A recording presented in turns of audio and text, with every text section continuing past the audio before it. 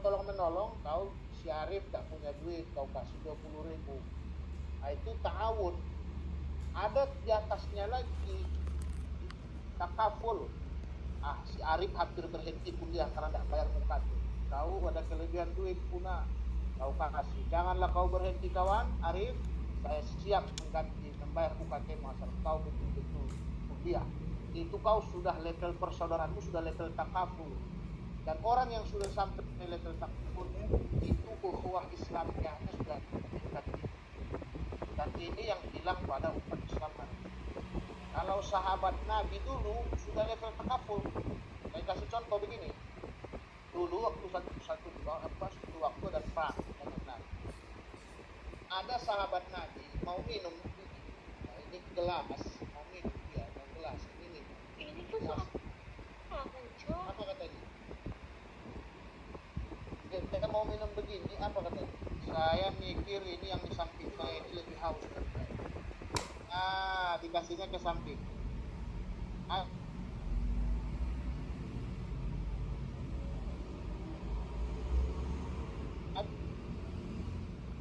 Habis itu yang di samping mikir lagi, ini yang saya dapat. Jadi itu punah ya, fakta ya. Ta'aruf, ta'afu, ta'awun, ta'awun. Baik, terima kasih.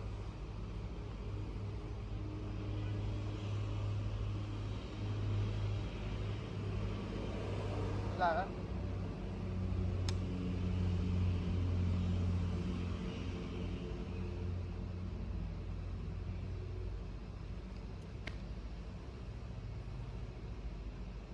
Permisi Pak, Yes. izin bertanya lagi Pak.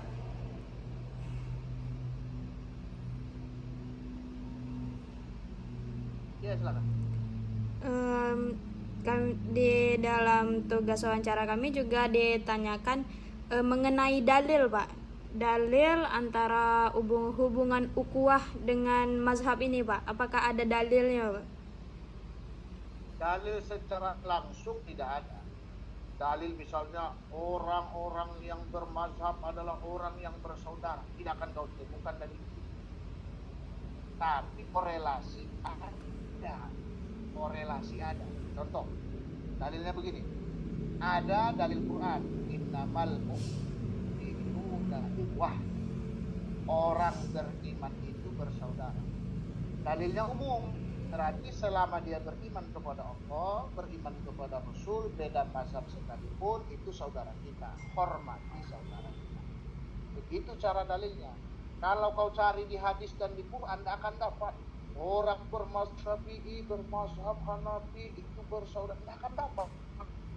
Anda akan dapat.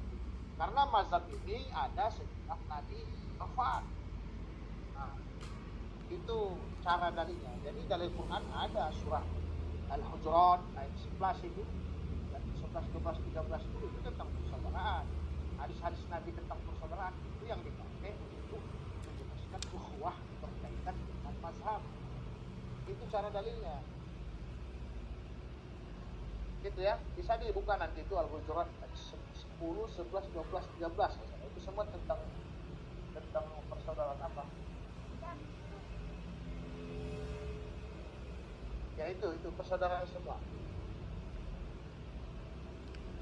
Saya kira itu dalilnya secara umum ya.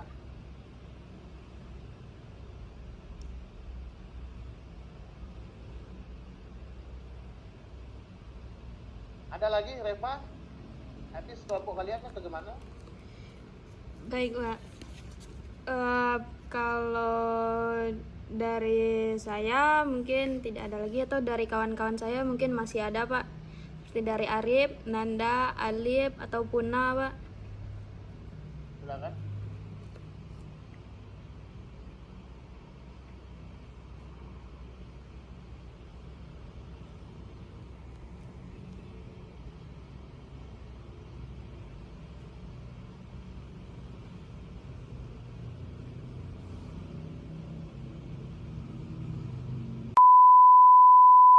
Menurut Bapak, apa saja tantangan yang dihadapi umat Islam dalam mempertahankan ukhuwah Islamiyah ketika terdapat perbedaan mazhab dan bagaimana cara mengatasinya Pak menurut Bapak? Oke, kemarin juga mungkin ini kita dapat pertanyaan dari mana kan itu? Kok sama-sama pertanyaannya yang kemarin ya? Kuncinya satu, obatnya satu. Kuncinya jangan fanatik, jangan fanatisme mazhab. Fanatis itu artinya mengikut membabi buta. Contoh, saya Syafi'i tulen, mazhab Syafi'i tulen, saya tidak akan mau mazhab lain. Nggak boleh begitu, itu fanatik namanya. Kenapa? Seperti yang saya jelaskan tadi, kalau Anda naik haji, kita akan kesusahan sendiri. Kenapa? Karena kita kalau stok satu mazhab, susah kita beribadah di satu tempat. Nah, kuncinya apa biar bisa kita tidak fanatik? Kuncinya ilmu. Jadi saya ceritakan sedikit, saya ini dulu 7 tahun di pesantren, saya fanatis mazhab Syafi'i. Setelah saya kuliah, belajar perbandingan mazhab, ternyata Islam itu sangat luas. Ya wajar, karena pesantren kita dalam masjid kita. Saya ada contoh kasus. Saya waktu di Padang dulu, ketika menengok orang yang berwudu di satu ember, di situ dia kumur-kumur, jatuh airnya yang dikumur-kumurkannya ke dalam ember kecil itu. Di situ dimasukkannya air ke hidungnya, masuk pula air yang ke hidungnya itu ke ember itu. Lalu diambilnya air itu yang ember kecil itu yang dibuatnya untuk berwudu, sampai dia membasuh kakinya di ember itu juga, tangannya juga. Saya waktu itu baru tamat pesantren 7 tahun, saya berburuk sangka dalam hati saya tegur orang itu, ini orang tidak paham Islam, ini orang tidak belajar agama. Kenapa? Dalam hati kita waktu itu, karena dalam mazhab Syafi'i, kalau kita berwudu, bekas-bekas wudu kita itu tak boleh dipakai lagi. Namanya air mustamal, air yang sudah dipakai berwudu tidak boleh dipakai wudu.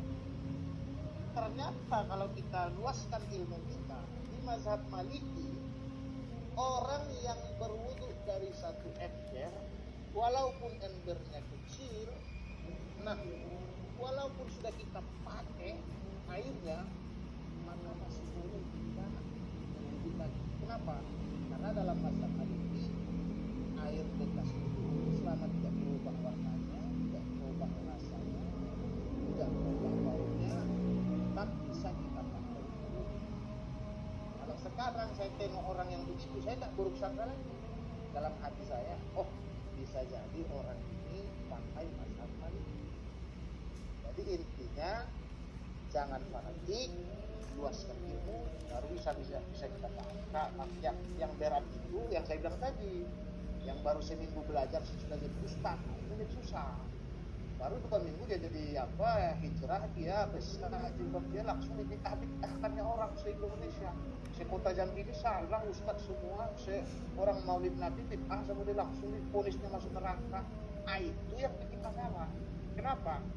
Ibarat apa kata guru saya dulu, orang yang belajar silat, kalau baru 1-2 jurus silatnya yang dikuasainya, disentuh orang bahunya gini, pak, sudah keluar silat, udah main harpun, jurus silat manggis ya, kena dulu baru ditangkis.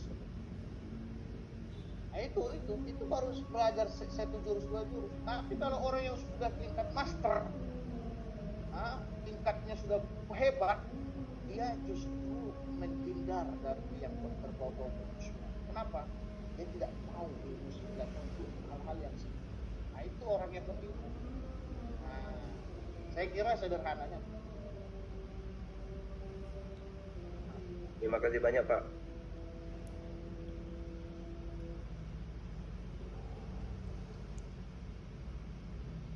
Oke, tidak ada lagi kelompok sini, biar kita ke kelompok satu lagi yang pengulangan. Izin Pak. Tidak ada? Ya, silakan. Kan di Islam itu kan banyak ulama Pak, banyak mazhabnya juga, seperti yang Bapak bilang tadi ada sekitaran 11 atau lebih juga Pak. Nah, Mungkin entah ilmu saya yang sedikit atau bagaimana Pak, saya ingin bertanya begini. Untuk apa kita mengikuti salah satu mazhab jika ujung-ujungnya kita juga mengikuti mazhab-mazhab yang lain begitu Pak?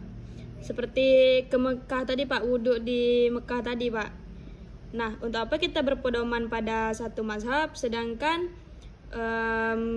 besok-besoknya kita juga akan mengikuti mazhab lain begitu Pak? Oke, terima kasih. Mencampur adukkan satu mazhab itu tidak boleh. Contoh, kamu berwudu secara mazhab Syafi'i, lalu kamu cara batal wudunya secara mazhab Hanafi. Tentu hal ini bertentangan. Kenapa?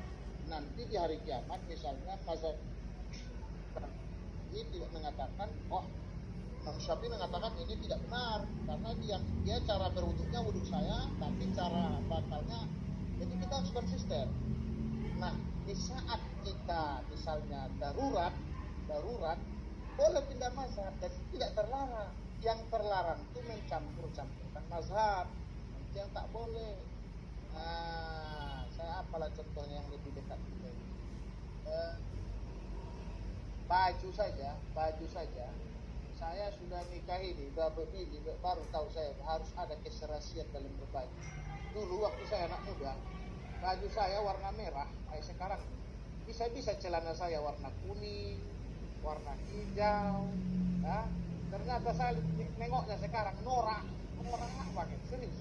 Saya tengok foto-foto, malu saya nengoknya. Norak. Ya. Ternyata setelah saya nikah dia dari ini. Bagus. Begitulah mazhab. Campur-campurkan begitu susah, tidak diakui. Nah, dan apa gunanya Pak bermazhab? Kenapa kita tidak langsung ke Al-Quran hadis? Kalau Anda mampu silahkan. Siapa yang bikin rukun sholat ke-13? Imam Syafi'i. Kenapa dia bikin begitu? Kok bikin dia? Dia bikin itu setelah berpikir hampir gila. Ulama itu mikirkannya biar umat paham.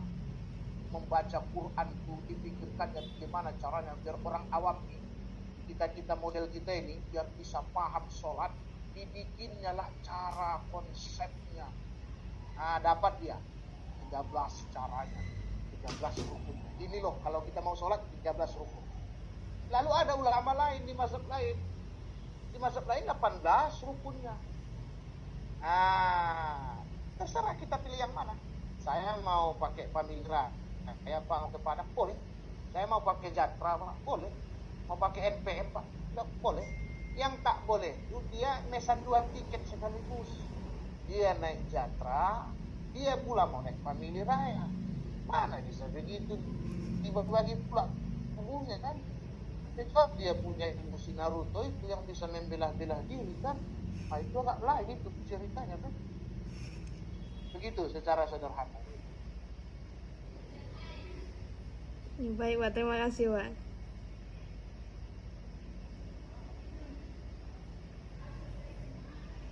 Habis kelompok si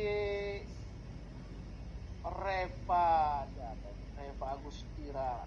Kalian anak apa ya? Kalian teknik apa? Apa ya? Peternakan Pak. Juga? Iya Pak, peternakan Pak. Oh, yang Ustaz Yudo kan? Iya Pak. Nah itu dah, tadi ketemu dia lucunya. Kemarin tuh mahasiswa yang saya gaji punya 2 lokal, TBA, ya sama dia pula. Jadi dia bilang gantian katanya. Makanya saya amanah ini sebenarnya kan. Oke lah, langsung saja lah. Kayak kalau kelompok siapa udah. Saya rasa. Ini. Ya Pak, saya rasa ya, itu saja Pak. Silakan. Baik Pak, terima kasih.